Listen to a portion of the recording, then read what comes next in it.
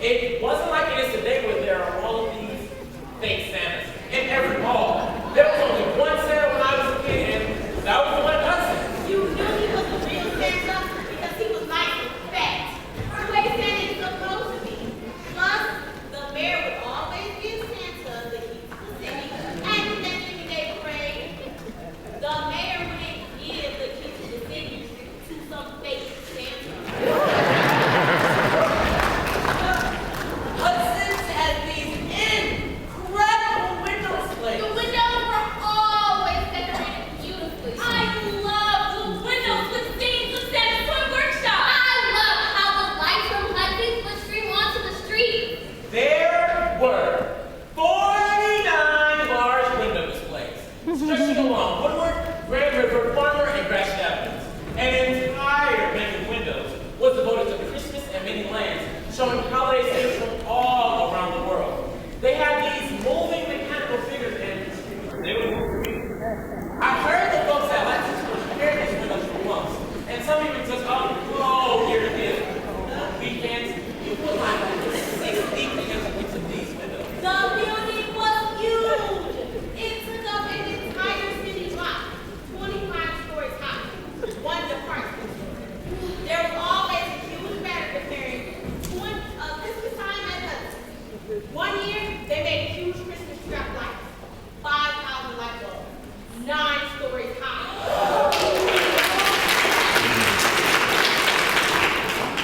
Once you got into the building, the adventure was just beginning. There was an African-American store man named William who welcomed every one of us. He wore a uniform and a top and had so much class. He would visit my aunt who works in the housekeeping department. My uncle sold furniture there.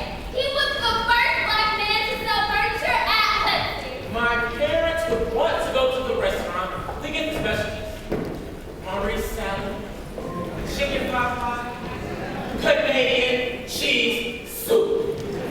If we were lucky, we would get to hear the Hudson Carriers or the Sunshine Singers. The Sunshine Singers were 25 African-American women from Hudson's housekeeping department.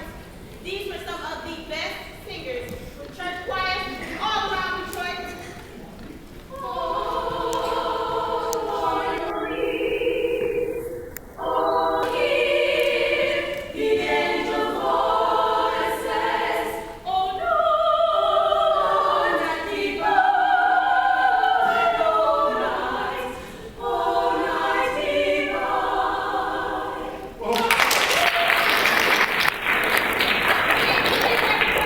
Store they did a concert each year at the Detroit Institute of Art Auditorium, further up Woodward. I really loved riding the elevator and getting out to look at every floor.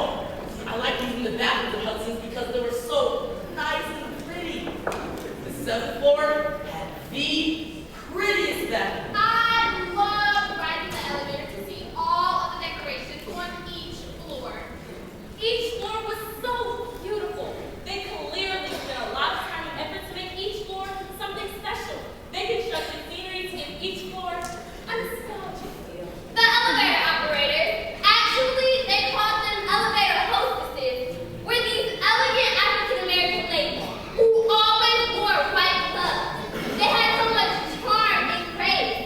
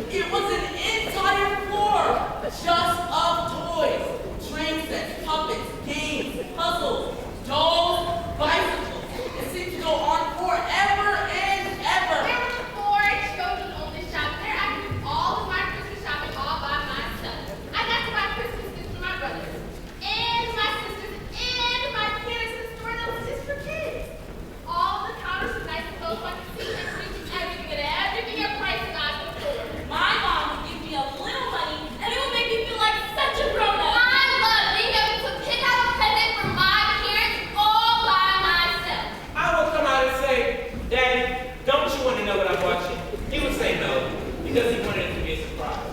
But I told him anyway. I couldn't help it. I was so excited.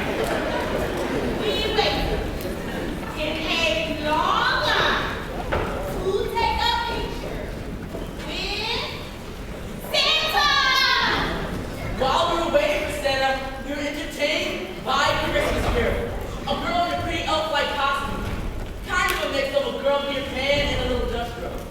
She gave us colored books and sang songs to us while we waited. She had an assistant called Pixie. Then I was finally on his lap. He was nice and fat, just like I imagined. I told him what was on my list. Then they took my picture sitting on his lap. The greatest thing in life is getting a picture taken with Santa. What eating a hot fudge sundae? I told Santa all the things I wanted, and I got my lollipop. The whole day felt like a dream, a fairy tale. Everyone was dressed so refined. There was beauty and joy everywhere you looked. I went home with my head spinning from everything I saw, and my stomach happily full from everything I ate. I had this silly smile on my face that would not go away. Not for the whole streetcar ride. Not for the walk home. Not until my head hit the pillow. It was my favorite day of the year. One Christmas time visit to J.L. Hudson's could give you memories to last for years and years. In 1982, they announced that following the Christmas season, the building will be closed. Letter to Employees by P. Gerald Reels, Chairman and CEO of the J.L. Hudson Company. Our studies indicate that consumers have changed their shopping patterns in recent decades. They prefer a shopping environment that contains several major stores, a variety of specialty shops, easy access from their homes, and nearby free parking. Hudson's is the last major retailer in downtown Detroit, as we have been for the last several years. The size of the building, over 2 million square feet.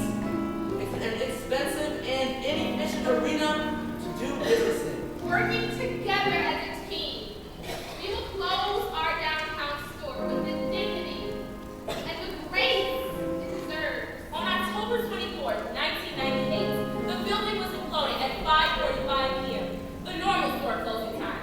It was the largest building ever to be imploding. An article in the Treasury President Explosives roared like giant thunderclaps through the J.L. Hudson building.